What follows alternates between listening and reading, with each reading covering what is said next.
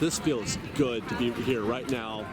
Right here, right now, Fresh Bake. After the madness and all the... You know, I never thought I'd see a situation where there were lines worse than you could find at Disneyland. But my goodness, the lines that we're about to meet tonight are going to be a breeze compared to what we went through well, I mean, we have to wait a bit for Fantasmic. Well, but that's a fast pass, though. Basically, you have to wait to get let in. Is my point. Yeah, but so we're here at Disneyland. We're gonna go get some dinner, maybe ride some dark rides. Take it easy a little bit tonight. Thank you, because I need a chaser. I need a Disneyland chaser. Dude, I know, right? so much fun. Thank you very much. Oh my God, this is a maze. Like, that was cool. I'll never forget it. That's right. Oh. 2 weeks, guys. 2 weeks. 2 weeks. No, absolutely. Don't miss D23. It's an experience. You have to do it at least. But man, it's a It's a dungeon. It wasn't work. organized as well as it should have. Well, I thought it wasn't too bad today. I didn't really have any weird experiences. There was just a lot of people and a lot of waiting around. My point is that number of people could have been better directed, better. We wouldn't have felt the pressure to do what we did and get in there 5 hours early if they hadn't messed up on Friday. Well, we might not necessarily need it to get in that. Well, that's but I think because we did get in too early. We could have squeezed in at the end. Honestly, but we would have been sitting probably off to the side somewhere. Well, that's okay. The screens are working. They're all right. I mean, we still got to see the show, or would have gotten to see it. Look at, it's nice out here. Look at. No one's like, this is pleasant. This is really pleasant. I would not, but I guess I'm just saying I would have been compelled to get to the gate at 1 o'clock instead of 11 o'clock. You know. Yeah. well, we did it. It was a great experience, but I'm so happy that I'm here. This is definitely this is a moment right here. This is one of those Disneyland makes it all right moments. And I really want a green balloon now. A clear balloon with a green Mickey in it. Green Hey, look, there's one right there. I know, They probably went. How many do you bet cast members are going to get more requests for that? I know, right? Tomorrow, they'll be like, why does Do you everyone want have one of those clear balloons with the green Mickey in it? Why does everyone want a green one? In case you haven't seen, hopefully I'm going to put up the complete panel later on. I hope you may or may not have seen it by now, but that was one of the things referenced. Chapek had somebody tell a story about some kid wanting a clear balloon with a green Mickey in it. Okay. First stop tonight, the penguins that Mary Poppins, or not, wait, who was the author of Mary? Who wrote Mary Poppins? P.L. Travers? P.L. Travers didn't want penguins. She didn't want cartoons in her movie. No She didn't want penguins. some silly Disney cartoons. No dancing, silly cartoons. But we're going to go here anyway and get ourselves a Mary Poppins penguin sandwich at the Jolly Holiday. We got a mixed bag here. We got eating up the BLT on the ciabatta bread. That looked like a lot of beef. That's oh my fine. God, that is a lot of beef. That is fine by me. I know, I agree. And it looks like it's oven-baked bacon, which is best bacon. I don't like oven baked bacon. Oh, I love it. It's not too crispy, but not too fatty. It's perfect. Never too crispy. There's no such thing. Yes, there is. It's called burnt. This is better. Liz, you got the turkey? I did. Is that pesto? No. Oh, okay. It's just the. Probably a mayo base. She got a lot of tea in her sandwich also. That's a lot of tea. The honey. It's like a honey mustard. I can't think right now. Oh yeah, I know what you're talking about. Yeah. But I can't remember the name of it either. And then I got the Jolly Holiday combo. That's a grilled cheese sandwich with the tomato bisque. And we got a nice cool evening to enjoy while we eat our dinner. Saturday night at Disneyland, Fresh Baked, huh? What do we do? Oh look, they've already roped us off this way. We're gonna try to see if we can't get into Fantasyland. They're getting ready to start the parade, it appears. Oh, and by the way, there's a couple of shows of Fantasmic going on tonight that we've got fast passes for. How about that? Reserved seating. Thank you very much. Oh, they're swing dancing. Saturday night, so they Saturday night swing dancing. We should go get some footage, some video footage. I'm Russian now, of the swing dancers.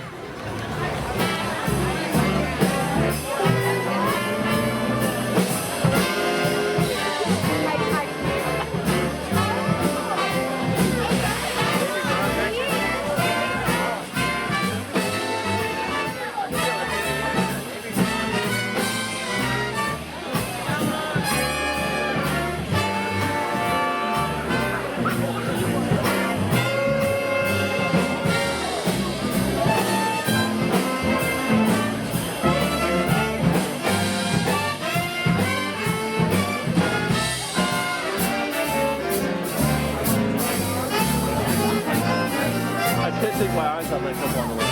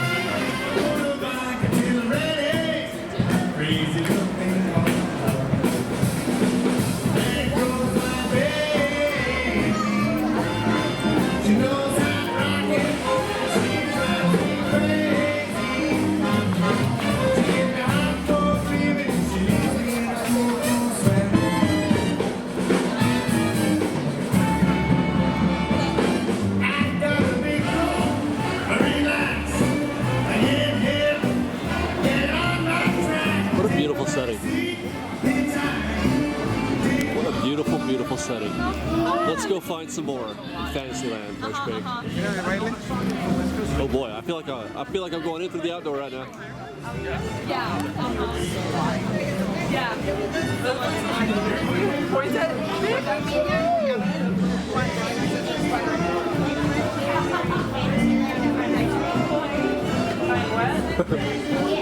You just got taken out by a balloon. A clear one with a green Mickey in it.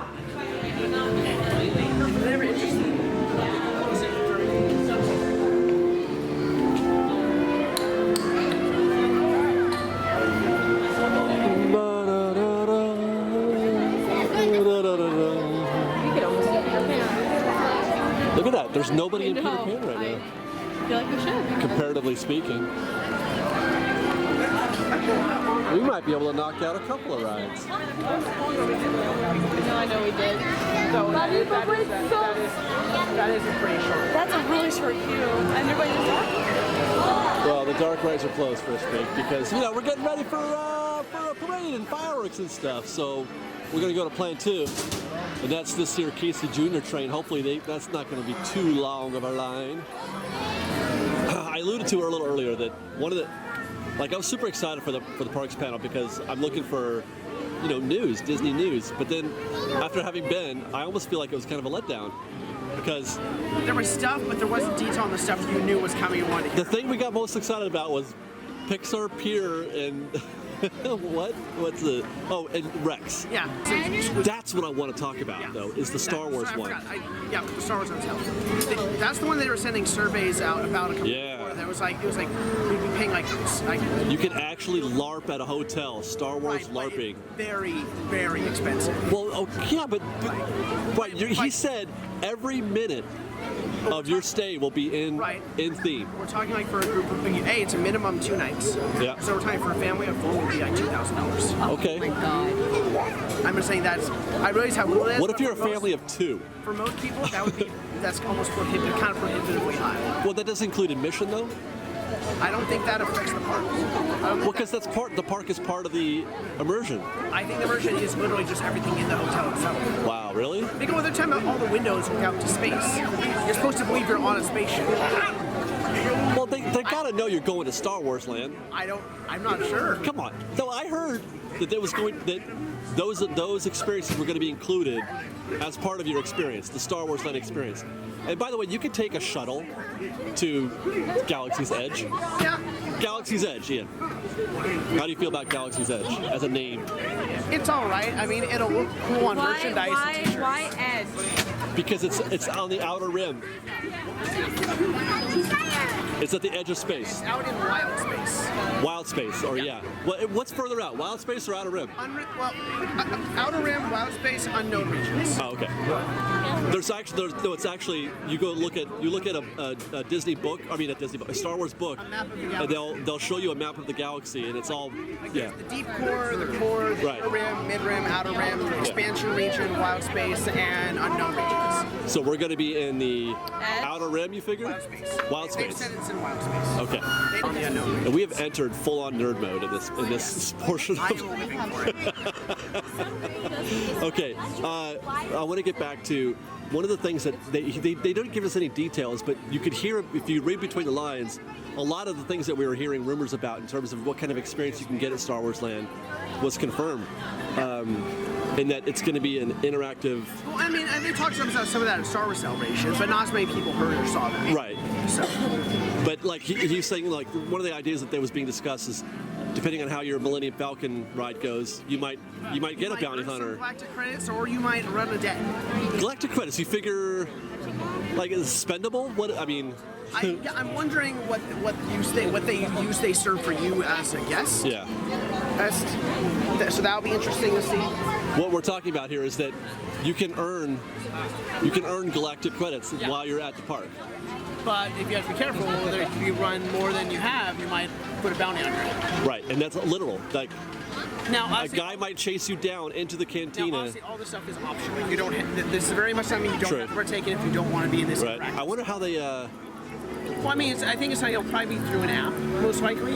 Either an app or something. Just not an as opt-in banned, kind of but thing? Either an app or an external peripheral thing that tells them, okay, cool, this person's interacting. They want to be part of this. And we figure by the time this opens up, they'll have the app kind of dialed in a little bit, and that kind of experience will be pretty well worked in. And it's possible the Star Wars stuff might be its own separate app, just so it's entirely. That way, if you don't want to deal with it, you can just go in, ride, and leave if you really don't. Why would anybody want that? Well, I mean, first, did everyone want to get pulled off to be put in jail during No, but that was different though because there are program responses from Disney on what happens on the Millennium Falcon, so you have to be able to turn that program response off, right? You can't just use your intuition as an actor, like you could in Legends, because that's what they can look at you or whatever and see this person's into it, this person isn't. There's a leave me alone vibe or whatever. This gives them a more almost official, concrete way to say, right. I want in, I want out. Right, because I don't think it's because when you have a program response such as you messed up the Millennium Falcon, or as Traffic said, the Millennium Falcon. Okay, fresh break. Literally, he's got a prompter. I'll give him that. He's got a teleprompter, and sometimes you don't realize what you're reading before you say it. But you practice the speech. But yeah, you rehearse. He called it the Millennium Falcon. But he put an I where there's supposed to be an E. That's not just like that. I cannot believe there wasn't more of an audible gasp for the entire crowd when he said that. You couldn't People have. make mistakes. No, you don't. This is not a. I strongly worded tweet for Pablo Hidalgo and Matt Martin about this. Bob Shaver should be more accurate about Chris Brown. I'm sorry. From the president of Disney Parks, this is unforgivable. Just like Arnold Schwarzenegger said, Avatar really weird, and John Travolta, and Dina Menzel. Nope. No? Nope. She has a hard name to pronounce. Not everybody knows who she is. Everybody knows what the Millennium Falcon is.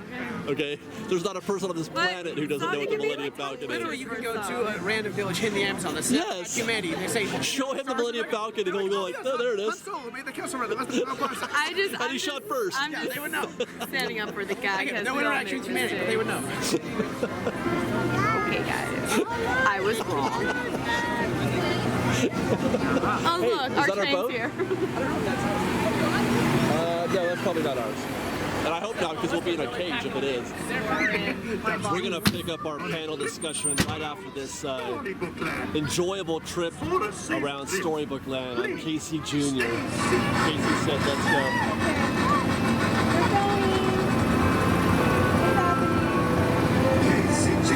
Coming down the track with a smoky stack. Coming round the moon, Casey's here to blue. Every jack and Jill, every time he's running, it whistle sound.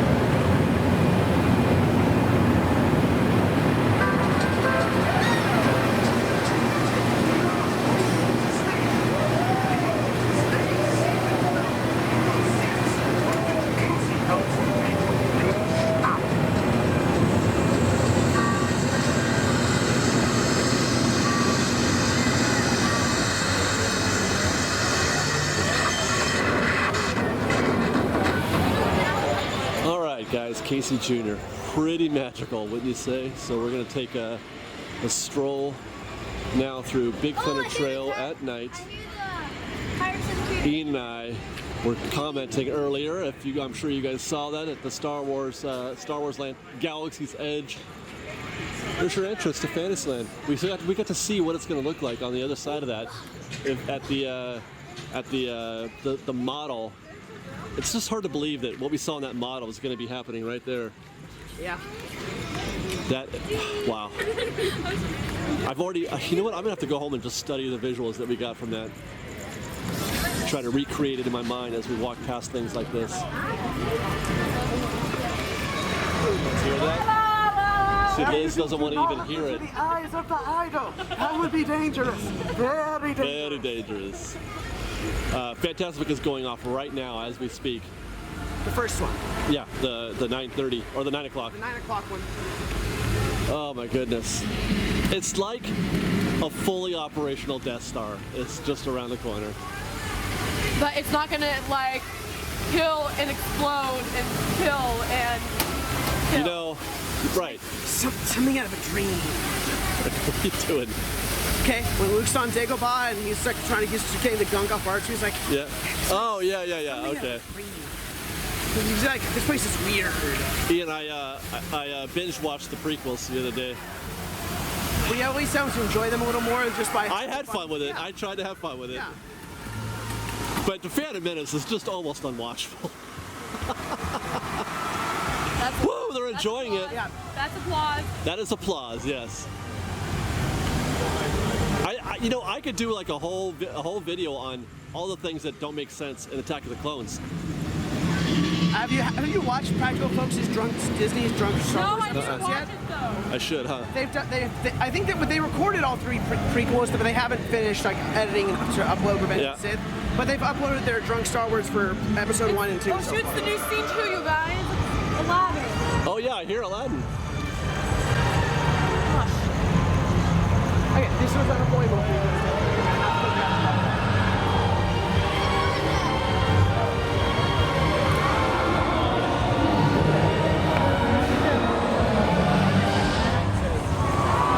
Where's the applause sign?